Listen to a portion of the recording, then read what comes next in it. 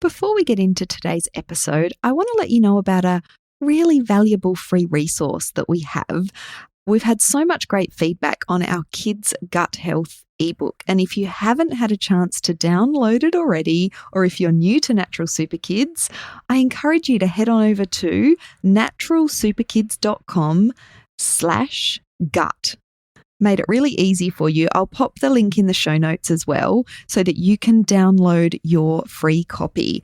And in this ebook, we cover the foundations, why your kids' gut health is so important, how your kids' gut health can influence things like their immune system, their allergies, their eating preferences, their mood, their behavior. It has such a big impact on a child's overall well-being. And I talk you through some practical strategies and use an analogy that your kids' gut health is like a garden. And if we can just tend to it in simple ways every day, we can take really good care of it and it can have a positive influence on our kids' overall well-being. So head on over to naturalsuperkids.com/gut to grab your free copy. I know you'll find it really valuable.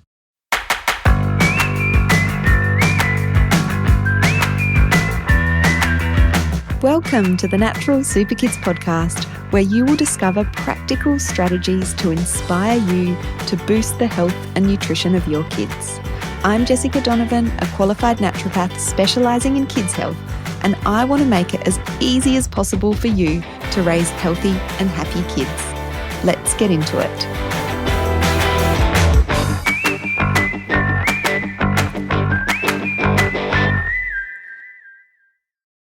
Spring is here in the southern hemisphere anyway. So if you're in Australia or New Zealand, we are well into spring, or any of the other countries that live on this side of the world. And spring is just such a lovely time. That feeling of newness, that feeling of warmth in the air, the flowers blooming, the birds and the bees, all of that lovely, lovely stuff. But for a lot of people, spring is not a time of celebration.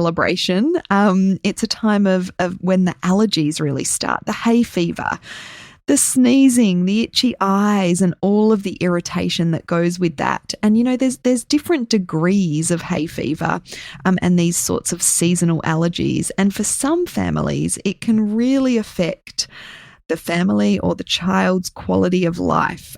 So I wanted to cover this in a podcast episode because, the go-to, I guess, are the pharmaceutical antihistamines, which can really provide some relief. But again, it's not getting to the cause of why these environmental allergies are triggering this immune response. So that's what today's episode is all about. We are going to cover, the basics of these seasonal environmental allergies. We're going to talk about how to reduce your child's exposure to some of the common environmental allergens, the pollens, the grasses, the dust mites, and the pet dander as well. And I'm going to talk through some naturopathic principles that we want to think about and remedies that can really help to relieve these allergy symptoms, but also address that underlying immune imbalance that is causing the immune system to react to these things within the environment. So an allergy, just to, really kind of put it basically, is an abnormal overreaction of the body's immune system to a substance which under normal conditions is harmless. And over the last 3 decades, we've seen a huge increase in allergies, hay fever, and asthma, which of course can be triggered by things like pollens and grasses as well. And in Australia, allergies affect 1 in 4 people.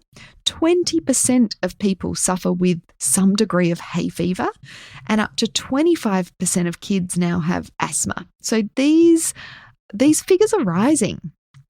And what we do know is that the hygiene hypothesis states that a lack of childhood exposure to microbes increases susceptibility to allergies. Now, I'm not going to go into detail about this because we have a whole podcast episode dedicated to the hygiene hypothesis. So if you haven't listened to that, that is episode 6 of the Natural Super Kids podcast, way back when we first started. So it's a really interesting kind of idea.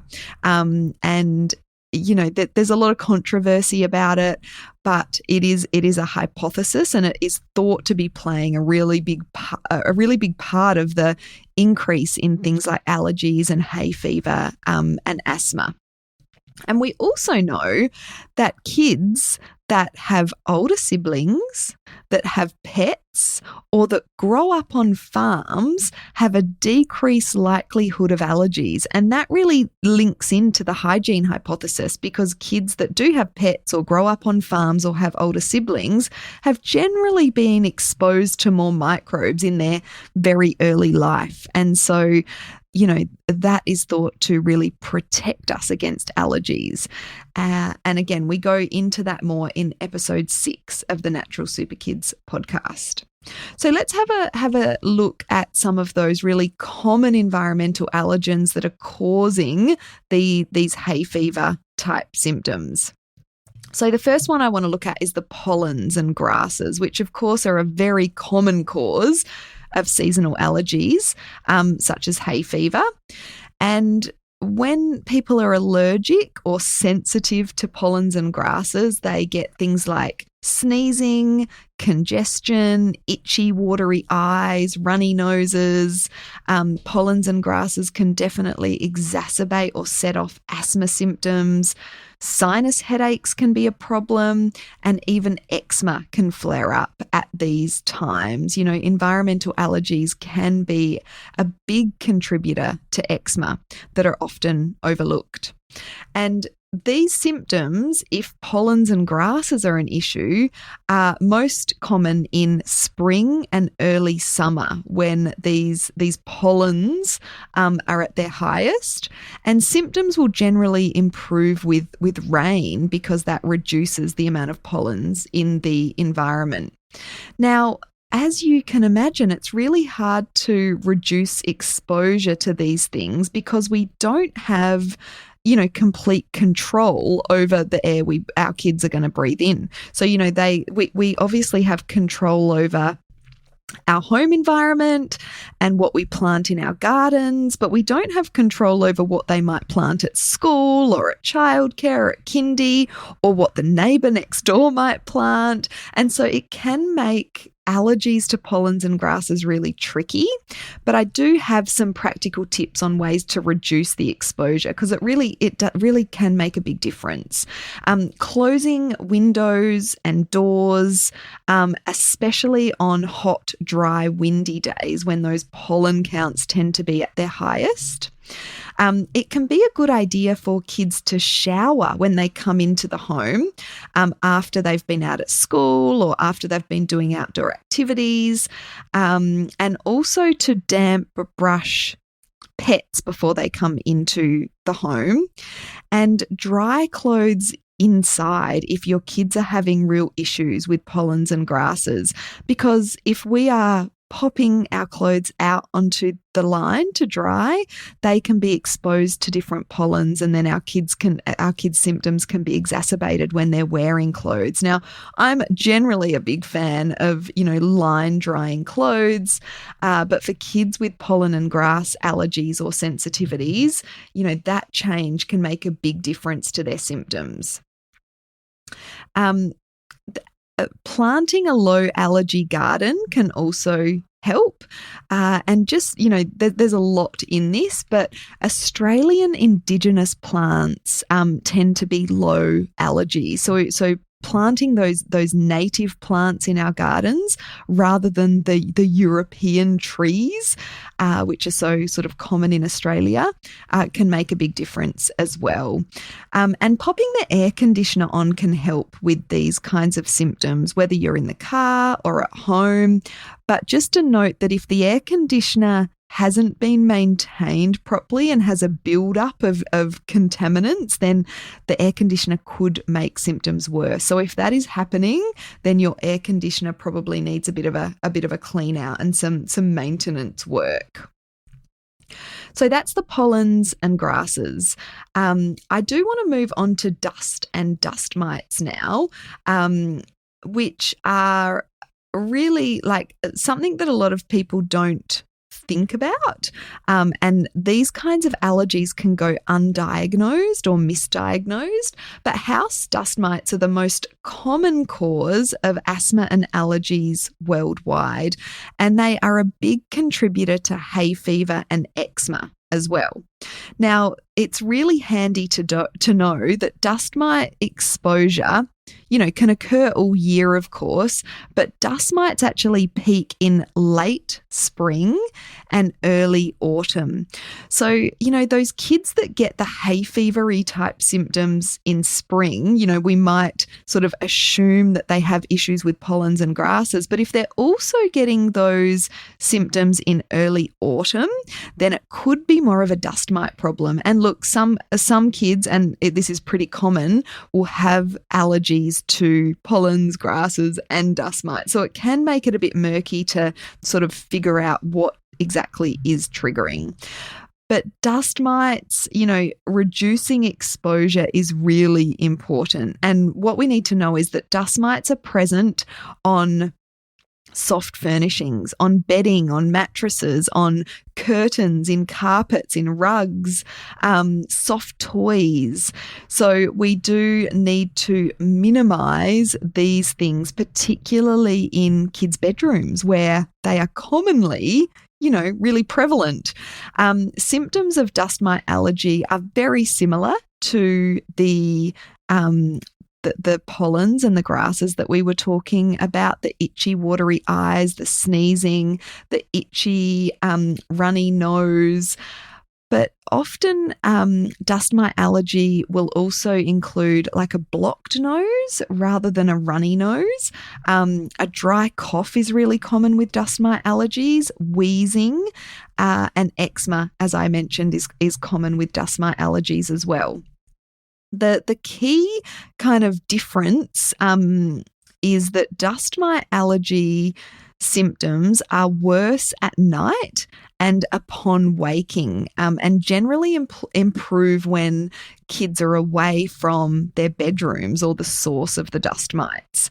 So, those kids that wake up really with those allergy symptoms, look, that can be pollens and grasses as well. So it is a bit confusing, but they are some signs to sort of look out for. Now, as we know, as mums, keeping the dust load down is not all that easy, but there are definitely things that we can do. We want to make sure that we minimize those soft furnishings in kids' rooms. And of course, kids are going to have soft toys and they need bedding. So we want to make sure that we're washing soft toys and bedding in hot water, because that's what kills the dust mites, and expose them to full sun on a regular basis. And we want to minimize, those sorts of things in their room as well. If we can get rid of the carpet, that's a really good option in a kid's room. Use space bags to store clothes and linen that won't be used for a season. Don't just shove it under their bed in plastic bags, because that's just going to, that dust mite load is just going to build up and up and up and not be pleasant for the child. There's lots of different dust mite resistant protectors that you can get for beds, which are really great for kids with dust mite allergies. And vacuuming the mattress and the pillows can really help as well. So those extra little like bits and pieces that you can do in cleaning can make a really big difference. And a vacuum cleaner fitted with a HEPA, HEPA filter and a motorized head makes the world of difference to kids with dust mite allergies. And then there are the pets. Now, this can be really tricky when you've already got a family pet and you find out that your child has allergies to the pet. What do you do? That's a decision that you need to make as a family. But pets that commonly trigger allergies, of course, are cats and dogs and horses, but also birds and rabbits and hamsters and guinea pigs and rats and mice can trigger allergies in kids as well. And it's not actually the fur that's the problem, it's the dander or the skin flakes, and also the saliva and the urine that can trigger that immune reaction. Even after removing a pet from a home, it can take months to remove all of the allergens. So do keep that in mind as well. A child's symptoms might continue even though you've removed the pet from the home. The symptoms for pet dander allergies are very similar to the hay fever symptoms. And also pet dander can exacerbate asthma, eczema, and also lead to skin problems such as hives. So the good news is there are low allergy pet options, things like turtles. We actually have a turtle, not for allergy reasons, but turtles are great. They're such a low maintenance pet.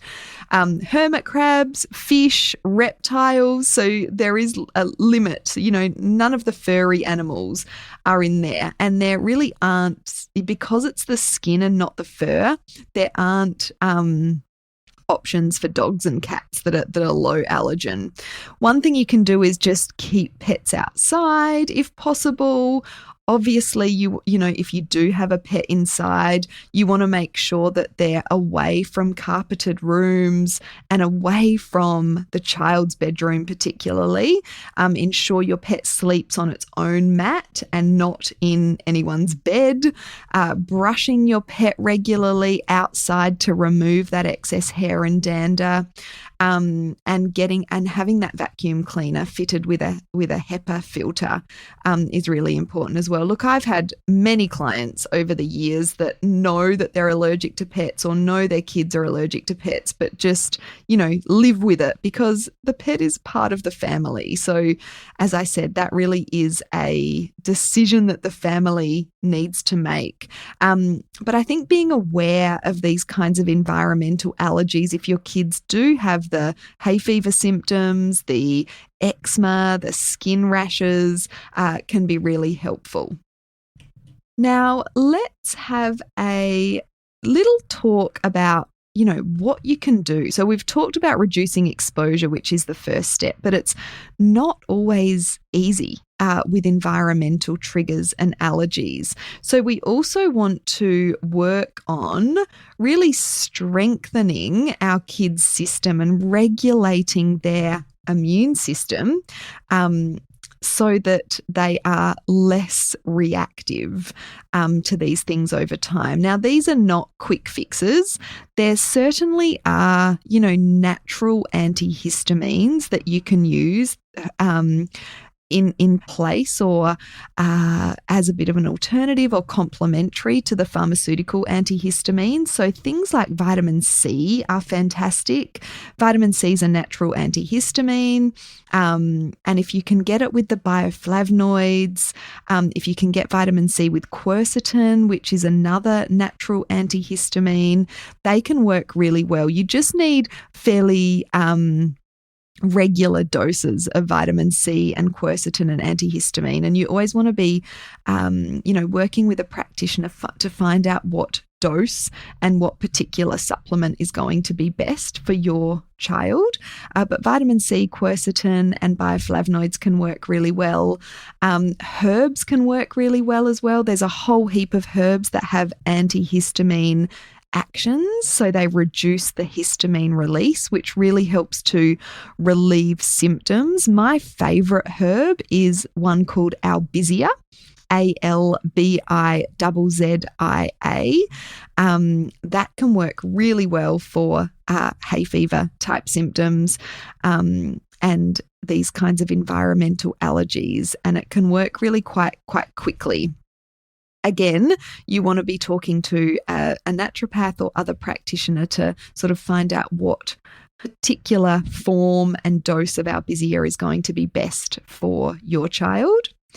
And just generally supporting the immune regulation. So I've talked before about how the immune system is kind of like a seesaw. We've got the part of the arm of the immune system that's responsible for protecting us against viruses and other infections. And then we've got the part of the immune system that regulates and tells our body what to respond to and what not to respond to. And when our kids have these hay fever, seasonal type allergies, their immune system is sort of a little bit all over the place. It's a little bit confused. It is responding to things and reacting to things that are harmless. So it's like we're training the immune system to be a little bit more selective about what it responds to. And we can do that with things like vitamin D. Vitamin D is a fantastic nutrient for immune regulation. And we know from the research that vitamin D improves allergy tolerance, and it also improves microbiome diversity. So that's a good thing for allergies as well. It makes our microbiome or our gut bacteria nice and healthy and diverse. So vitamin D is a great nutritional supplement to be thinking about for kids with seasonal allergies.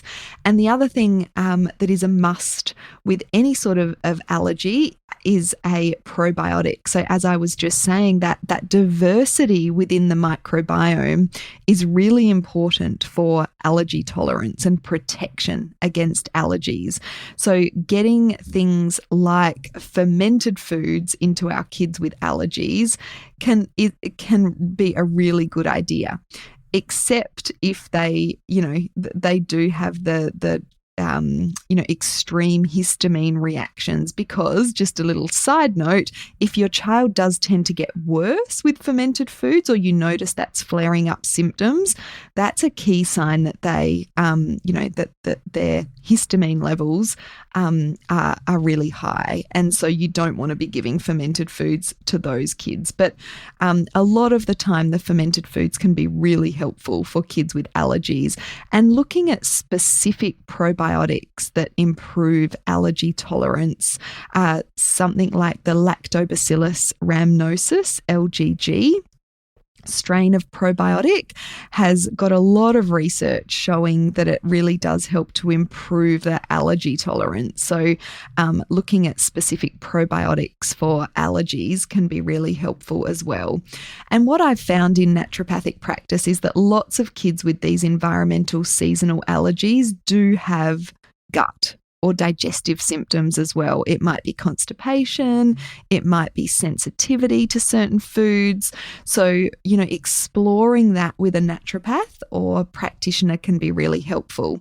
And I just want to remind you of a free resource we have, our Kids Gut Health ebook, which I will link to in the show notes, that you can get hold of to really, get that foundational knowledge and practical tips on ways that you can look after your kids' gut health and their microbiome. And over time, that really does help to protect against allergies and strengthen a child's allergy tolerance.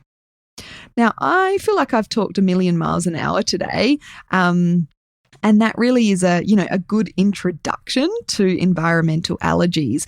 If you are a Natural Super Kids Club member, we have a more comprehensive masterclass on environmental allergies in the membership portal. So do check that out if you are wanting to explore this further and you're a club member. If you're not a Natural Super Kids Club member and would love access to masterclasses on all kinds of different kids' health topics, as well as healthy, family-friendly recipes and naturopathic support and so much more, then you can head on over to the show notes and I'll pop a link to get on the wait list. We are opening the club late in October and we'll be welcoming new members there. So if you're on the wait list, you'll be the first to know and you will get some extra bonuses as well. I hope you've enjoyed today's episode. I would love for you to rate and review us on your podcast app, whether that is on iTunes or Spotify. Really appreciate any reviews and I'll see you next week.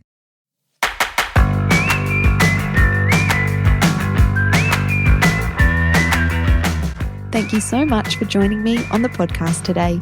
Head on over to our website, naturalsuperkids.com, for the show notes for this episode, as well as a whole heap of inspiration to help you raise healthy and happy kids. I'll see you next week.